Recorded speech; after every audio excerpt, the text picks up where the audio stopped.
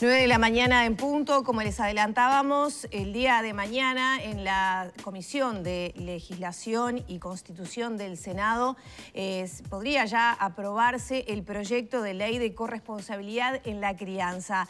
Un proyecto que está dando mucho que hablar, mucha polémica, y esta semana entonces nos hemos proponido abordar las diferentes posturas a propósito de este proyecto de ley. Es así que hoy recibimos a la senadora del Frente Amplio, Silvia Nane. Bienvenida, ¿cómo le va? Muchas gracias, muy buen día y buen día para toda la audiencia. Gracias. Bueno, gracias por estos minutos. Desde el Frente Amplio ya se marcó posición sobre este proyecto, que estaría bueno un poco hacer quizá un breve repaso de cómo llega al Senado, porque previamente había dos proyectos, uno del Partido Nacional, otro de Cabildo Abierto, ahora se conjugan en uno y el Frente Amplio ya marcó su postura contraria. Sí, nosotros marcamos nuestra postura contraria desde que se habían presentado los otros dos proyectos que antecedieron a este proyecto. Lo que también nos parece importante destacar es que este proyecto es peor que los otros dos.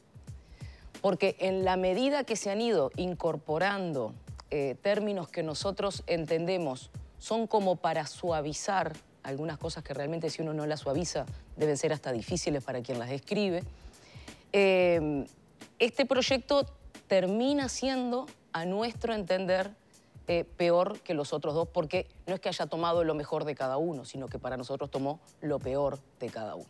Y ahora, como si eso fuese poco, se suma a tener el acuerdo para lograr la mayoría, para que este proyecto salga de comisión mañana mismo y entre probablemente a la discusión del plenario el miércoles.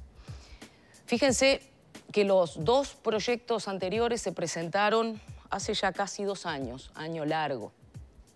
Tuvieron su discusión en la comisión, se invitaron a opinar a catedráticos de Derecho de Familia, a UNICEF, al Comité de los Derechos del Niño, al Instituto Nacional de las Mujeres, a organizaciones que también promovían estos proyectos, en una discusión larga, como corresponde a un cambio pretendido de esta magnitud.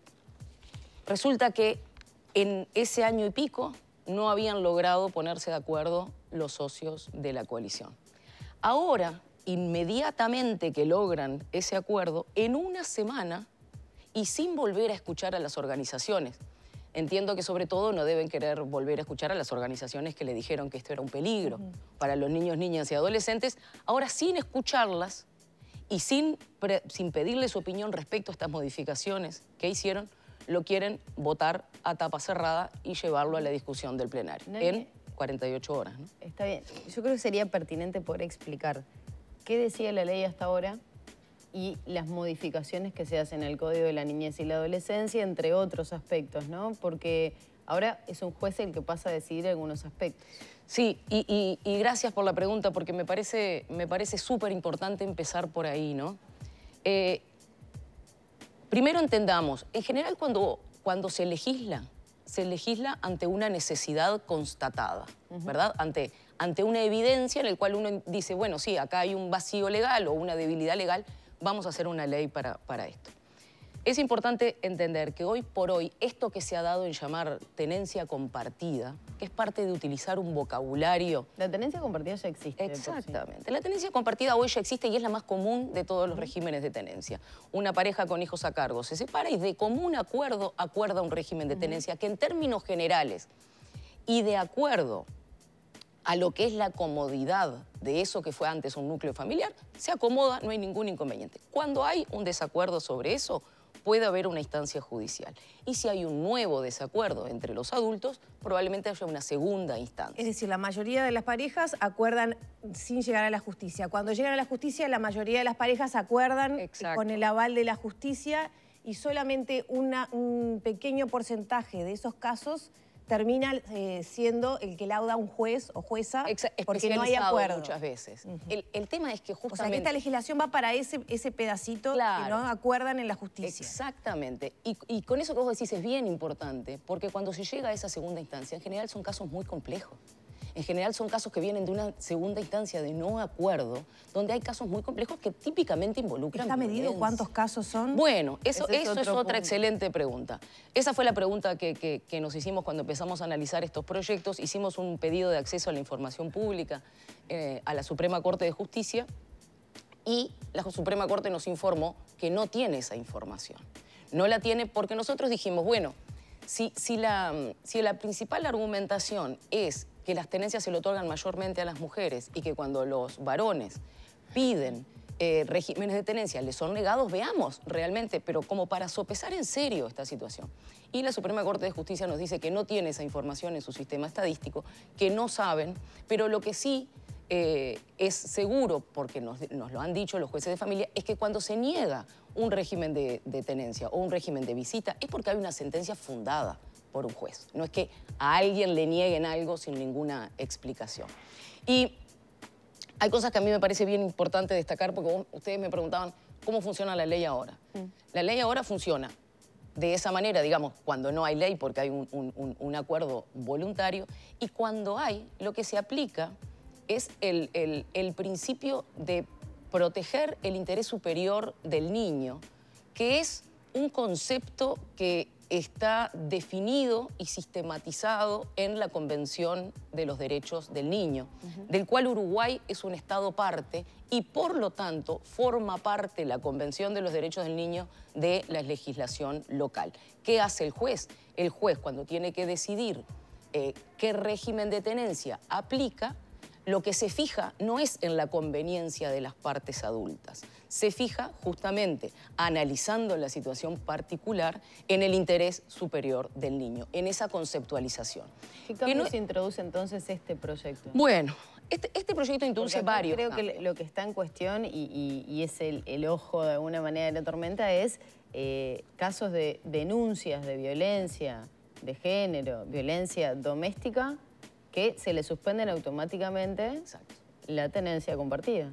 O por lo menos las visitas. Exactamente, los regímenes de visita por una medida cautelar, o sea, por una medida de protección, aplicando el interés superior del niño, por una medida de protección hacia ese niño, niña o adolescente, que se entiende es víctima de una situación de violencia que le es ajena. Ajena en su responsabilidad, obviamente. Nadie es ajeno a una situación de violencia. Pero vos me preguntabas qué se cambia. ¿Cuáles son los dos aspectos fundamentales? Ese es uno y ahora si te parece igual, le hacemos una pequeña entrada en detalle. Hay otro factor que para nosotros es terrible y es que en el artículo 2 del proyecto que está a discusión se cambia el Código de la Niñez y la Adolescencia.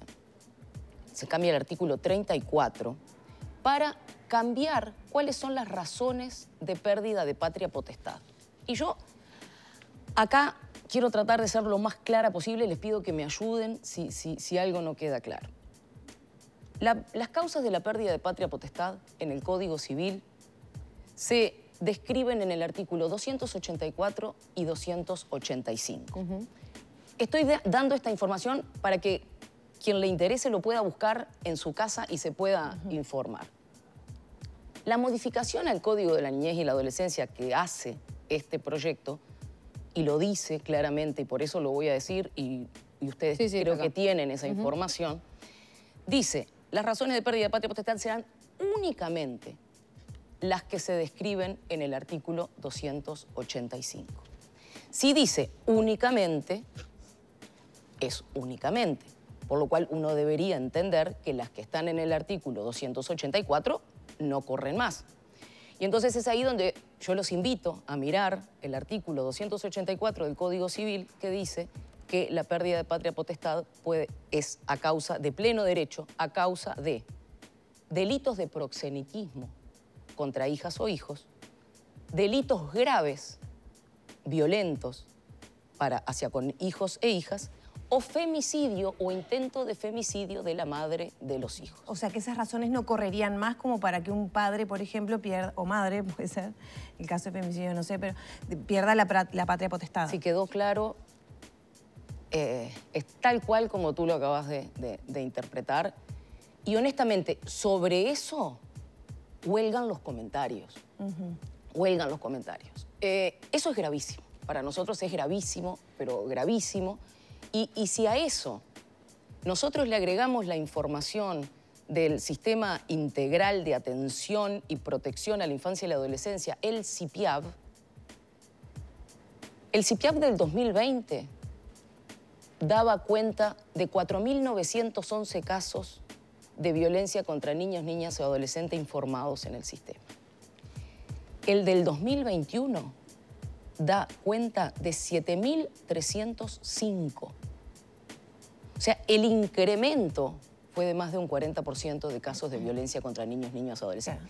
Si uno tuviese que elegir hacer una modificación al Código de la Niñez y la Adolescencia, se supone que tendría que hacer una modificación para garantizar una mayor protección y no para tratar de hacer cosas para que los gurises queden más desprotegidos. Y yo no estoy asignando intencionalidades. Estoy analizando el contenido del proyecto. Bueno, pero se ha dicho en estos días que también hay un lobby de ciertos grupos que promueven esto. ¿Ustedes advierten esa situación? Bueno, es que esta situación también se advierte a partir de analizar los hechos que llevaron a la presentación de estos proyectos. Este proyecto fue presentado por el actual presidente de la República cuando era senador en el 2016. Y ese proyecto le había sido dado por una de estas organizaciones. Cuando en el acto del 19 de junio del año pasado, un acto patrio que conmemora una fecha que nos es cara a todos los uruguayos y las uruguayas, el presidente de la República se toma una fotografía con una camiseta que le da a uno de estos grupos y la hace pública, salió una nota en el diario El País en esa época. El presidente de la República estaba tomando partido en ese momento por un proyecto de ley que estaba siendo discutido en el Poder Legislativo. Cuando no se llegaban a los votos en la comisión para que el proyecto pasara al plenario, hubo fuertes presiones de estos grupos de interés contra los integrantes del sector ciudadanos del Partido Colorado. ¿Fuertes presiones como que para entender? Fuertes presiones como agresiones en redes sociales, como muros pintados frente al Palacio Legislativo y por ahí por la calle Julio Herrera y Oves que decía solamente falta el voto colorado.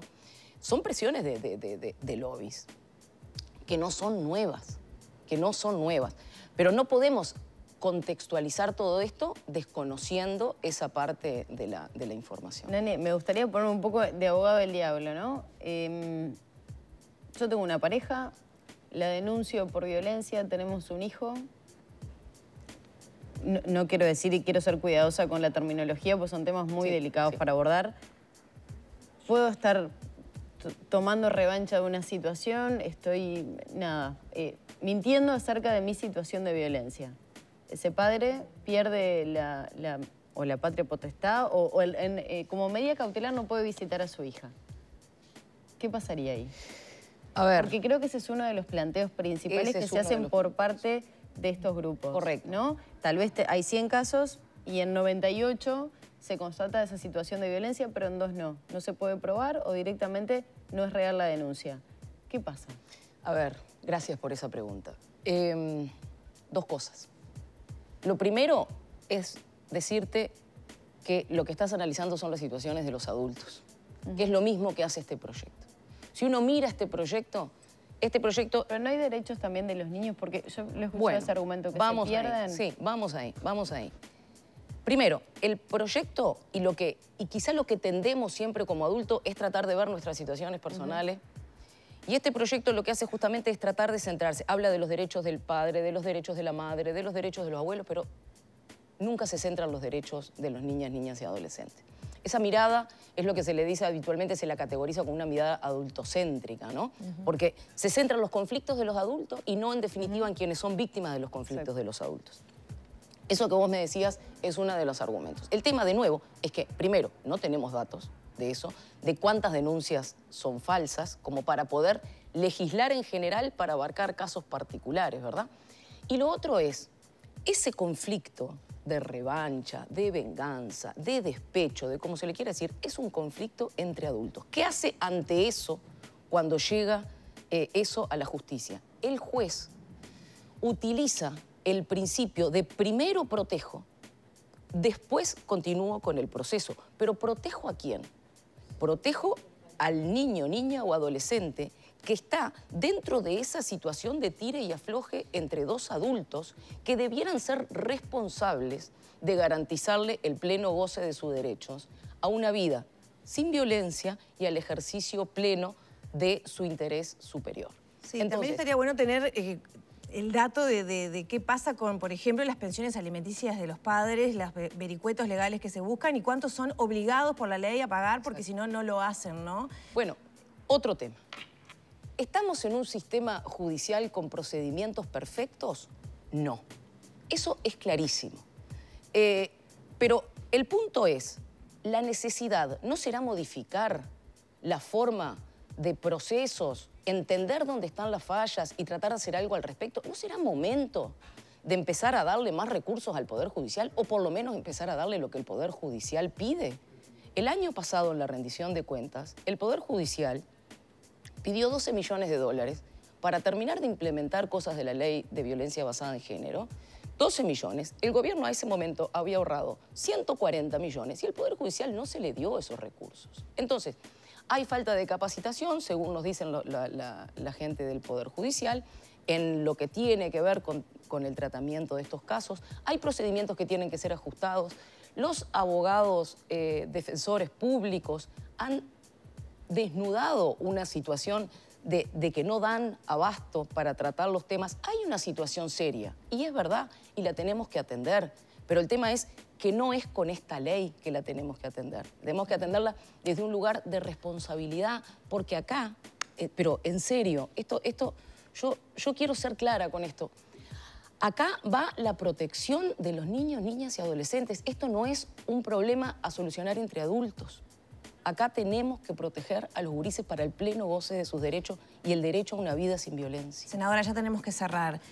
Mañana saldría, porque están los votos de la Comisión del Senado para ser discutida en el plenario, pero después tenemos todo el proceso en diputados. Allí, exacto, desde el Partido Colorado, la diputada Rosselló ya adelantó que no estaría acompañando, por lo menos en esta primera instancia, este proyecto, justamente por estar centrado en los adultos. Sí.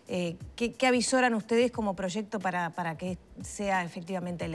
Que ojalá en diputados se pueda recapacitar si es que esto sale del Senado y también quiero hacer un reconocimiento a las mujeres del Partido Colorado, a la diputada Rosselló, a Virginia Cáceres, a Andrea Magdalena, que han llevado en estos días en alto la bandera de Adela Reta y han salido con valentía a defender sus convicciones. Senadora, muchas gracias por estos minutos. Muchísimas gracias a ustedes. Nos quedaron también tratar otros temas de actualidad, como por ejemplo el pedido de informes a propósito de la situación con los pasaportes. Otras facetas.